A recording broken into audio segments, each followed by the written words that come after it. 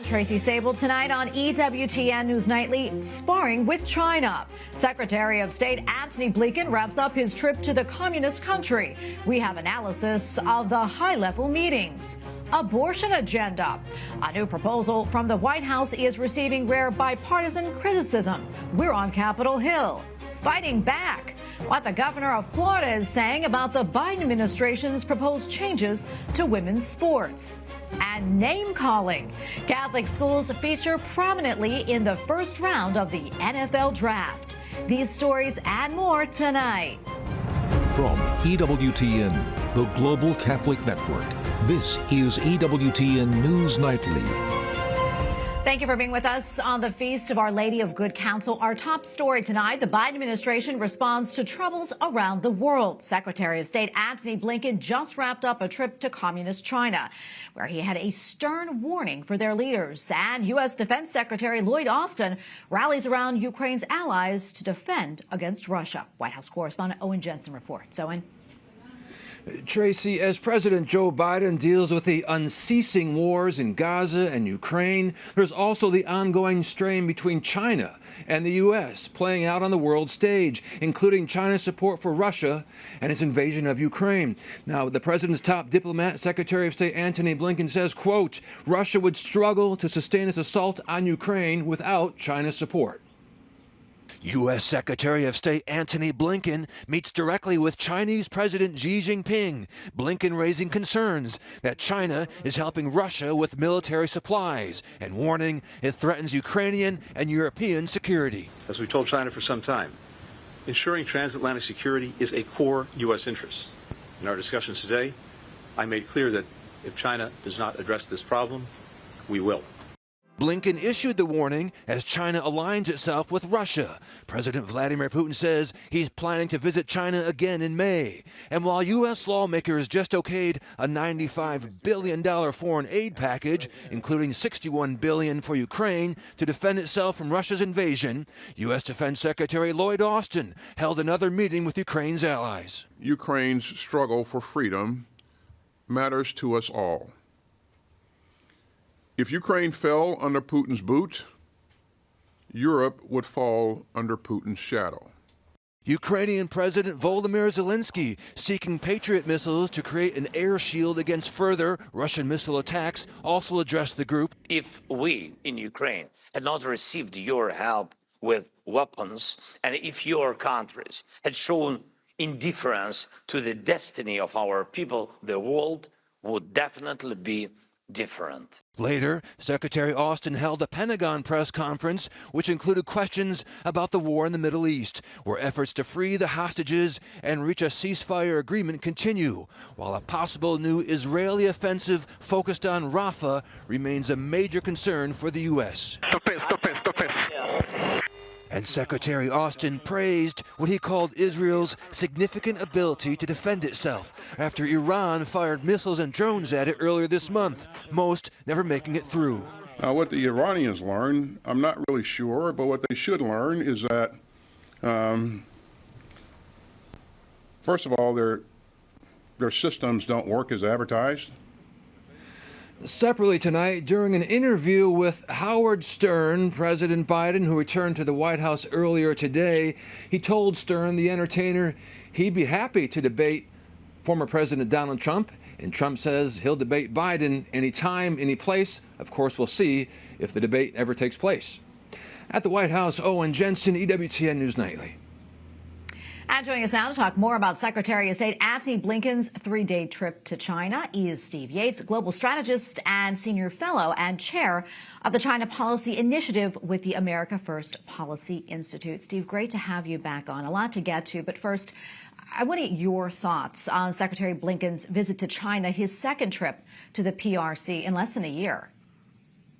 Well, unfortunately for Secretary Blinken, I think it was somewhat doomed at the outset because the United States was coming with a long list of warnings that are justifiable but are overdue in many respects. And the Chinese engaged in some pretty clear public posturing, saying that they had some warnings back for the United States to respect their red lines and to not proceed with the TikTok legislation and a few other things on their list. So it seemed like this was a visit that was not likely to lead to a breakthrough. And it looks as though Secretary Blinken read from his points and the Chinese leaders read from theirs. And I haven't seen any real measurable progress in the outtakes. Yeah, and Steve, when Secretary Blinken touched down in China on Wednesday, it was the same day, as you know, that President Biden signed a bill that included billions of military aid to Taiwan and a push to have China divest TikTok. And as Blinken stepped onto the runway, one thing that was notably missing is the red carpet that's customarily rolled out for dignitaries. Steve, how significant do you think that is, if at all, and what do you think that may signal? Well, it's mostly signaling to China's domestic audience. The people of China are very well trained to watch for the subtleties and not so subtleties about ways that Chinese leaders grip and grin and show respect or disrespect to their guests. So the lack of red carpet, making Secretary Blinken sit to the side instead of face to face, not holding his hand while shaking for the cameras, all these are little subtle slights to show that he is lower rank and that he may not be seen in that context as a close friend. Yeah, and also, as we mentioned, Blinken said ensuring transatlantic security is a core U.S. interest, making clear that if China does not address the problem, the U.S. will. So what do you think the U.S. could or should do? Well, this is really problematic because, of course, China's support for Russia is not recent. It's been going through this entire conflict.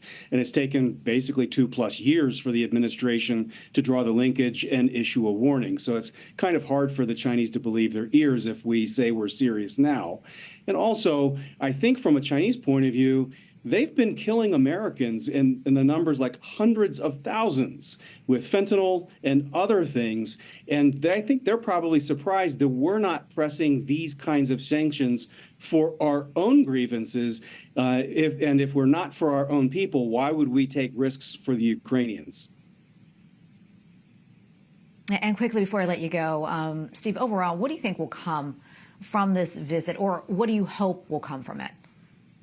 I think the administration was having the visit to try to buy time, to try to lay down markers, to communicate to the American audience and perhaps to our allies that they are on their brief. Unfortunately, there's two sides to this equation, and China gets to make decisions. And for now, I haven't seen any change in Xi Jinping's leadership direction of being fairly aggressive with his neighbors and with the United States. And I don't think Secretary Blinken had it in the cards to change that.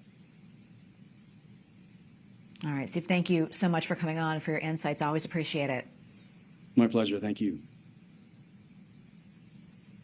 Former President Trump is back in a Manhattan courtroom today for his hush money trial. The former president spoke to reporters on his way into court, saying that he was disappointed to be in court on his wife's birthday. I want to start by wishing my wife, Melania, a very happy birthday. It'd be nice to be with her, but I'm in a courthouse for a rig trial. It's a rig trial. Terrible. But we're doing very well in this rig trial. Everybody knows it. Defense lawyers continued to cross-examine former National Enquirer publisher David Pecker. His testimony thus far has centered around helping bury potentially embarrassing stories about Trump during the 2016 campaign. The former president and his legal team deny any wrongdoing. Well, Republican attorneys general from 17 states, led by Tennessee and Arkansas, are challenging a new Biden administration abortion rule. The Equal Employment Opportunity Commission recently added it to allow requiring employers to provide reasonable workplace accommodations, such as extra breaks for pregnant women. Capitol Hill correspondent Eric Rosales joins us now to explain. Eric. Well, good evening, Tracy. The EEOC claims that the new rule, which goes into effect in mid-June, simply clarifies the provisions for the Pregnant Workers Fairness Act, which became law last June after Congress passed it as part of a government spending package. But pro-life lawmakers who voted for it say the Biden administration is simply trying to use it as a vehicle to make abortions available even in states where they are not legal. We passed a bill which both Democrats and Republicans agreed did not touch abortion. You've got an administration that takes a very, very liberal view and clearly doesn't view innocent life as worthy of being protected, and that is reflected in their policies. Democrats contend the law has been clear from the start and blame Republicans from trying to limit abortion access. Republicans contend that the unpopularity of their extreme anti-abortion position is simply a messaging problem, not a policy problem. That if they just talk more about it, then they'll be fine. But during floor debate on the bill in December of 2022, Democrat co-sponsor Senator Bob Casey, a Catholic, made clear abortion accommodations were not included. Under the Pregnant Workers Fairness Act, the Equal Employment Opportunity Commission, EEOC, could not issue any regulation that requires abortion leave, nor does the Act permit the EEOC to require employers to provide abortion leave in violation of state law. But the EEOC recently updated the rule, quote, with respect to abortion, the PWFA's requirements are narrow and will likely concern only a request by a qualified employee for leave from work. Melanie Israel with the Heritage Foundation argues the rules go beyond the scope of the law that passed with bipartisan support. That is not at all what that law was designed to do. And in fact, many of the members of Congress who had signed on to that law specifically told the administration, no, that is not what we meant at all. And the administration, unfortunately, ignored that. And those state attorneys generals who filed the lawsuit add that this accommodation will increase costs for businesses, and the law was never intended to cover abortion services, as you heard. Pro-life lawmakers say that the way that they wrote the bill's language, the EEOC will end up losing in court. But I'll stay on top of the issue. At the Capitol, Eric Rosales, EWTN News Nightly. Florida Governor Ron DeSantis says that his state will not comply to changes the Biden administration made to Title IX. We are not going to let Joe Biden try to inject men into women's activities. We are not going to let Joe Biden undermine the rights of parents. And we are not going to let Joe Biden abuse his constitutional authority to try to impose these policies on us here in Florida. The White House redefined the prohibition on sex discrimination in education to include discrimination based on a person's so-called gender identity. Lawyers have warned that the changes could affect state laws on women's sports and locker rooms. So lawmakers in Tennessee have approved a measure to penalize adults who help minors receive so-called gender-affirming care without their parents' consent. The first in the nation proposal is headed to the Republican governor's desk. Bill Lee, who has not commented publicly on the measure, but is expected to sign it into law. And we have a lot more still to come here on EWTN News Nightly, including unrest on campus. We take a deeper dive into the pro-Palestinian protest sweeping college campuses across the U.S. and the world.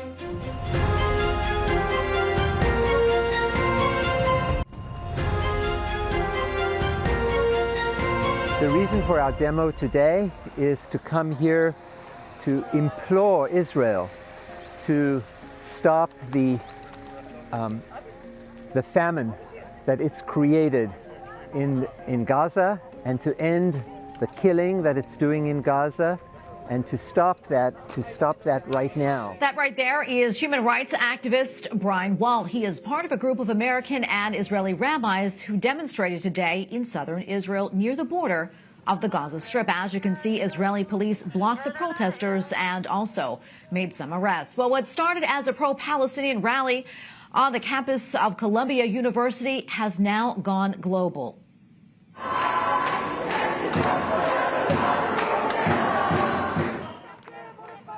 In central Paris, dozens of students at Sciences Po blocked the main building. Many have said that they want the university to investigate all ties with Israel, as well as condemn its actions in Gaza. Some students said the protest on U.S. campuses inspired their movement. Well, in Gaza, Palestinian children sent a message to campus protesters. Thank you. Thank you. Thank you. We love you. The U.S. nonprofit Reach Education Fund released the video. The organization manages a camp in southern Gaza, which provides immediate relief services such as tents, hot meals and hygiene kits. Well, there are no signs the pro-Palestinian protests in the U.S. are ending anytime soon. As you can see right here from this map, campuses throughout the country are following Columbia University's lead. They are demanding the school cut ties with Israeli institutions. The University of Southern California actually canceled its main commencement next month, citing new safety measures. And here with more on the unrest that we are witnessing on college campuses nationwide is Stephanie Barclay, professor at the University of Notre Dame School of Law and an expert on free speech and religious exercise. Stephanie, good to be with you today. First, let's talk about freedom of speech and maybe where that line oversteps and when schools need to step in and regulate or stop these actions. Sure. So for generations, college students have engaged in protests to express their views, to draw attention to issues that they care about, and participate in important public conversations. And as tensions in the U.S. have raised after the October 7th Hamas attacks on Israel and the subsequent war in Gaza, we've seen many students engaging in First Amendment peaceful, protected speech and protests. But we've also seen students engaging in severe campus disruption and even in acts of violence, which are not protected by the First Amendment. And Stephanie, let's talk about the difference between free speech and hate speech and where that line is drawn. So in our country, in the United States, we don't recognize as a distinct category hate speech. The freedom of speech includes speech that can be very divisive and hateful and offensive to many. But where we do draw the line is between speech and expression versus unprotected conduct, particularly things like true threats and intimidation, incitement to imminent violence, discriminatory harassment, or substantially disrupting events or deplatforming speakers. Those sorts of activities are not protected by the First Amendment, and they really undermine the core purposes of a university. And let's talk about the universities here and maybe their responsibility when it comes to protests like this and when they do step in and take action. How may that be different from, say, public schools versus private institutions? As a constitutional matter, the First Amendment only applies to public universities, meaning government-owned universities. There are important reasons why we might let private universities, like a religious university, for example, restrict some speech on its campus that is contrary to its private mission. But virtually all private universities also include robust policies that protect freedom of speech voluntarily on their campuses, and for good reason. These universities recognize that freedom of speech is an indispensable part of human dignity, progress, and liberty. And allowing freedom of speech on campuses is necessary to facilitate real learning and challenging ideas in the pursuit of truth. Stephanie, thank you so much for coming on today and sorting this all out for us. We really appreciate your expertise. God bless you. Thanks for having me. Up next on EWTN News Nightly, Embracing the Faith. Learn more about the Holy Father's message to nearly 50,000 pilgrims at the Vatican. Plus, find out why people will be marching in Washington, D.C. this weekend for persecuted Christians.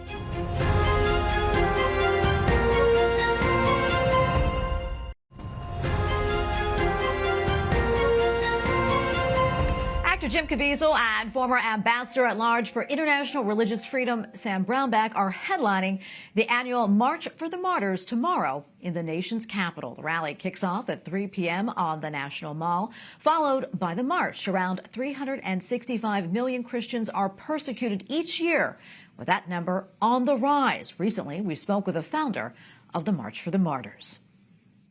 And here with more is the founder of the event, Gia Chacon. Gia, great to be with you today. Tell us a little bit more about this year's march. I know you have some pretty big, heavy hitters that are headlining the event. March for the Martyrs is happening on Saturday. And yes, Tracy, we are very excited that Jim Caviezel will be joining us as a keynote speaker. So the march begins on the National Mall with a kickoff rally, and then we will move through the streets of Washington and end with a night of prayer for the persecuted at the Museum of the Bible, which is where we will hear from Jim Caviezel alongside Ambassador Sam Brownback, the former ambassador at large for international religious freedom. We'll also hear from survivors of persecution, as well as other experts on the issue. And this year we are focusing particularly on Armenia, Iran, and Nigeria. And Gia, tell us why you're doing that. Why those countries?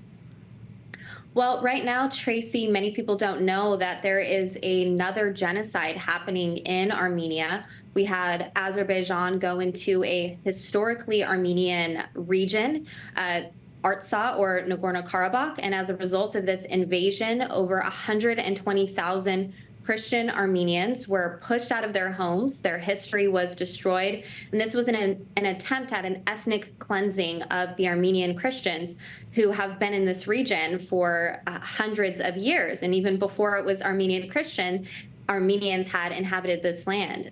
So that is happening right now, and it is completely overlooked by the mainstream media. It's also gone under the radar, or supposedly under the radar, of the Biden administration. They're not doing enough to protect Christians in Armenia. So we're focusing a lot in our program on what's happening there. We're also focusing on Nigeria because according to a report that was released by Intersociety, which is a nonprofit organization on the ground in the country, over 8,000 Christians were slaughtered in 2023 alone in Nigeria. And yet this country is not a country of particular concern for the United States State Department. So we're bringing attention to what's happening there.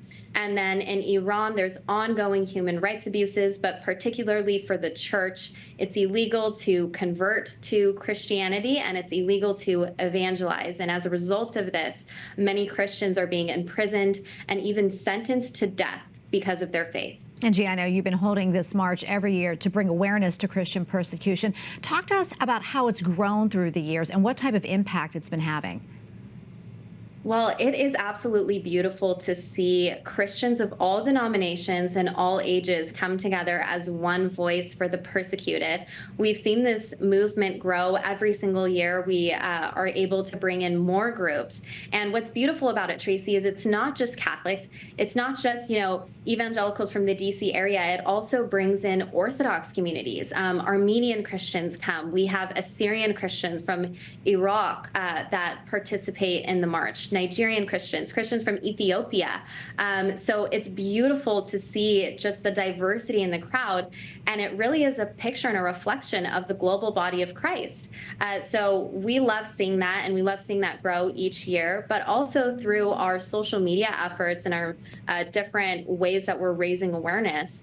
March for the Martyrs has really been able to lead the movement in bringing awareness throughout different social media channels.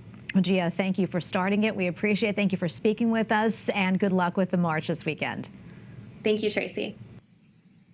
Pope Francis recently met in St. Peter's Square with tens of thousands of pilgrims from all over Italy. They are part of a lay Catholic group using a hands-on approach to spreading the gospel. EWTN Vatican Bureau Chief Andreas Tonhauser has more. Poco fa, passando in mezzo a voi. Just now, passing through your midst, I met eyes filled with joy and hope. Thank you for this intense and beautiful embrace. Pope Francis met in St. Peter's Square with 50,000 members of Azione Cattolica, Catholic Action, coming from all over Italy. Founded in 1868, this popular lay association provides a pathway for human and spiritual development to individuals of all ages, rooted in the gospel. With Open Arms was the title of the gathering held at the Vatican, aiming to emphasize the importance of walking together and engaging with today's men and women. In his address, the Holy Father reflected on the value of embracing one another and the power of his gesture to bring people together. Quando l'abbraccio si trasforma in un pugno è molto pericoloso. When an embrace turns into a fist, it becomes very dangerous. Often, wars originate from missed or rejected embraces, followed by prejudices, misunderstandings, suspicions, until the other is seen as an enemy. Unfortunately, all of this is happening right before our eyes, in too many parts of the world.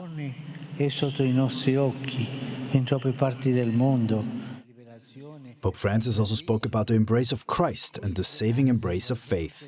Jesus showed us that embrace, the Holy Father continued, by dying on the cross and giving his life for us.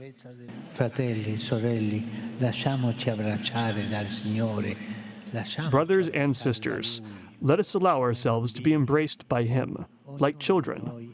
Let us allow ourselves to be embraced by him like children. Each of us has something childlike in our hearts that needs an embrace. Let us allow ourselves to be embraced by the Lord. Thus, in the embrace of the Lord, we learn to embrace others.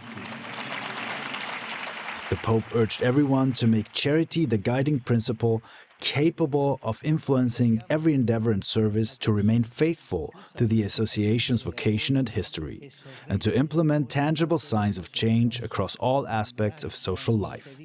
In Rome, Andres Tonhauser, EWTN News Nightly. Finally tonight, Catholic schools played a big role in the first round of the NFL draft in Detroit. Yesterday, we told you all about Joe Alt, the Catholic offensive lineman from Notre Dame. Well, he went 5th to the Los Angeles Chargers, and they are coached by Jim Harbaugh, who spoke earlier this year at the March for Life. Caleb Williams, the #1 overall pick by the Chicago Bears, graduated from the Jesuit Gonzaga College High School right here in the nation's capital, and one of his Gonzaga teammates went 11th overall. Congratulations, and God bless them all. We thank you for watching tonight. Remember, you can follow us on social media, Facebook, X, and Instagram at EWTN News Nightly. I'm Tracy Sabol. Good night, and God bless.